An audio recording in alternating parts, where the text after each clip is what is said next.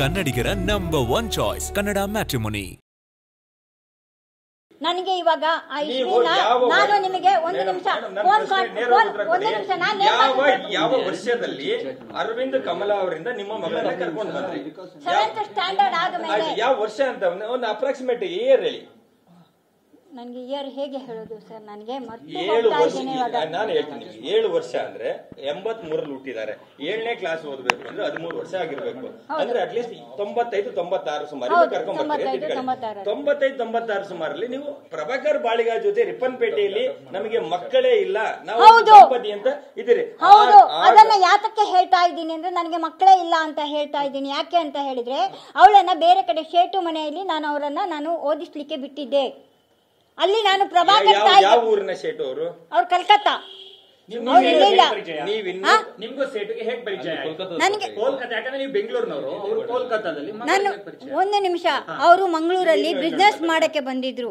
Kannada ಮ್ಯಾಟ್ರಿಮೋನಿಯಲ್ಲಿ ಹೇರಾಳವಾದ choice ಇದೆ. ಲಕ್ಷಾಂತರ ಜನರಿಗೆ ನಮ್ಮ ಕನ್ನಡ ಮ್ಯಾಟ್ರಿಮೋನಿ ಮೂಲಕ ಮದುವೆ ಆಗಿದೆ. ಇದಕ್ಕಿಂತ ಬೇರೇನ್ ಬೇಕು? ಕನ್ನಡಿಗರ ನಂಬರ್ 1 ಚಾಯ್ಸ್ ಕನ್ನಡ ಮ್ಯಾಟ್ರಿಮೋನಿ. ಮಂಗಳೂರಿಗೆ ಆಯ್ತಾ.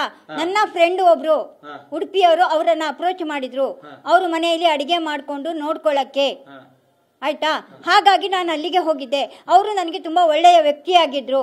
ಅವ್ರಿಗೆ ನನಗೆ ಯಾವುದೇ ರೀತಿಯ ಸಂಬಂಧ ಇರಲಿಲ್ಲ. ಅದನ್ನು ಬ್ಯಾಡ್ ಆಗಿ ಯಾರು ಹೇಳಬೇಡಿ. ಅವ್ರು ನನಗೆ ಅನ್ನ ಹಾಕಿದ ದಣಿಗಳು.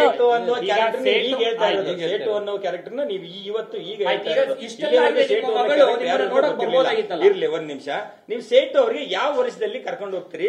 ಮಗಳು ಅಡ್ಮಿಷನ್ ಆದ್ಲು, ಓದ್ತಾ ಇದ್ಲು ಅನ್ನೋದಕ್ಕೆ ಏನಾದ್ರೂ ನಿಮ್ಮ ಹತ್ರ ಒಂದು ಫೋಟೋ, ಒಂದು ಬಿಟ್ಟು ಬೇರೆ ಏನಾದ್ರು ದಾಖಲೆಗಳು ನಿಮ್ಮ ಹತ್ರ? ನನ್ನ ಹತ್ರ ಇವಾಗ ನಾನು ಯಾವ ದಾಖಲಾತಿಗಳನ್ನ ನಾನು ಬೇರೆ ಕಡೆ ಇಟ್ಟಿದ್ದೀನಿ. ಸದ್ಯಕ್ಕೆ ನಾನು ಮೀಡಿಯಾದ ಮುಂದೆ ನಾನು ಯಾವ ದಾಖಲಾತಿಗಳನ್ನು ನಾನು ಕೊಡೋದಿಲ್ಲ. SITಗೆ ನಾನು ಎಲ್ಲಿಗೆ ಕೊಡಬೇಕೋ ನಾನು ಕೇಳ್ತಾ ಇರೋದು ನನ್ನ ಮಗಳ ಅಸ್ಥಿ ಸಿಕ್ಕಿದರೆ DNA ಮಾಡಿ ನನ್ನ ಮಗಳ ಅಸ್ಥಿಯನ್ನ DNA ಮ್ಯಾಚ್ ಆದ್ರೆ ನನ್ನ ಮಗಳ ಅಸ್ಥಿಯನ್ನ ಕೊಡಿ ಅಂತ ನಾನು ಕೇಳಿರೋದು. ಅರ್ಥ ಆಯ್ತಾ? ಇದ್ರ ಮುಂದೆ ನಾನು ಯಾರನ್ನು ಇಲ್ಲಿ ನನ್ನ ಮಗಳ ಸನಾತನ ಹಿಂದೂ ಸಂಪ್ರದಾಯದ ಪ್ರಕಾರ ಅವಳನ್ನು ಏನು ಇದು ಮಾಡಬೇಕೋ ಅದನ್ನ ಮಾಡೋಣ ಅನ್ನೋ ಒಂದು ಆಸೆಯಿಂದ. ಅಂದ್ರೆ ಇಷ್ಟು ವರ್ಷ ಎಲ್ಲಿ ಹೋಗಿರಿ? ಈಗ SIT ರಚನೆ ಆದ್ಮೇಲೆ ಬಂದ್ರಿ ನೀವು. ಈಗ ಅನಾಮಧೇಯ ವ್ಯಕ್ತಿ ಬಂದಿದ್ದ ನಾನು ಮಾಧ್ಯಮದಲ್ಲಿ ನೋಡಿದೆ. ಇನ್ನೊಂದು ಹೌದು, ನಾನು ಸಿಬಿಐಯಲ್ಲಿ ಕೆಲಸ ಮಾಡಿದ್ದೀನಿ.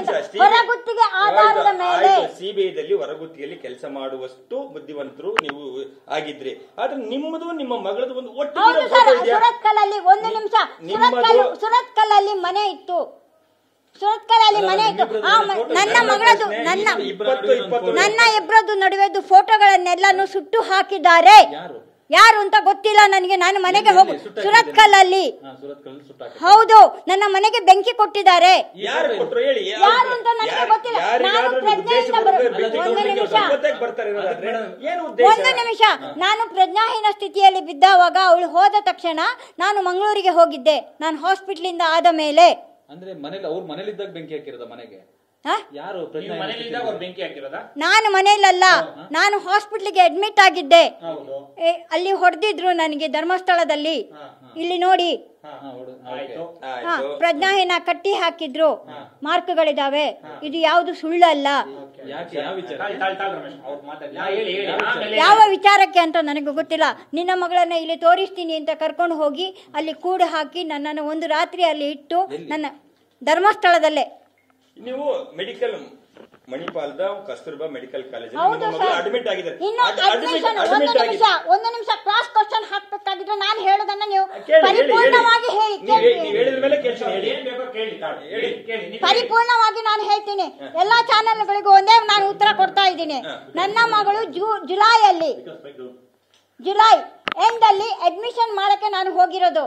ಅಲ್ಲಿಂದ ನಾನು ಅಡ್ಮಿಷನ್ ಈ ಶೇಟು ನನ್ನನ್ನು ಕರ್ಕೊಂಡು ಹೋಗಿ ಅವರು ದುಡ್ಡಿನ ಮೂಲಕ ಅವಳು ಮೆರಿಟ್ ಸ್ಟೂಡೆಂಟು, ಗೊತ್ತಾಯ್ತಾ? ಸಿಟಿಯಲ್ಲಿ ಸಿಗ್ಲಿಲ್ಲ, ಡೊನೇಷನ್ ಮೂಲಕ ಸಿಕ್ಕಿರೋದು. ಅದು ನನಗೆ ಗೊತ್ತಿಲ್ಲ. ಅವ್ರು ನಾನು ದೊಡ್ಡವರನ್ನ ನಾನು ಪ್ರಶ್ನೆ ಮಾಡಬಾರ್ದು. ಮೆರಿಟ್ ಅಂತಿರಲ್ಲ, ಒಂದು ಮಾಸ್ ಕಾರ್ಡ್. ಹೌದು ಸರ್, ಮೆರಿಟ್ ಮಾಸ್ ಕಾರ್ಡ್ ಇದೆ, ನಾನು ಕೊಡ್ತೀನಿ. ನಾನು ಎಲ್ಲಿಗೆ ಯಾರು ಕೇಳಿದಾರ ಅವರಿಗೆ ನಾನು ಕೊಡ್ತೀನಿ. ನಾನು ಪಬ್ಲಿಕ್ ಮುಂದೆ ನನಗೆ ಇವಾಗ ನಾನು ಭಯದ ವಾತಾವರಣದಲ್ಲಿದ್ದೀನಿ. ಕನ್ನಡಿಗರ ನಂಬರ್ 1 ಚಾಯ್ಸ್ ಕನ್ನಡ ಮ್ಯಾಟ್ರಿಮೋನಿ.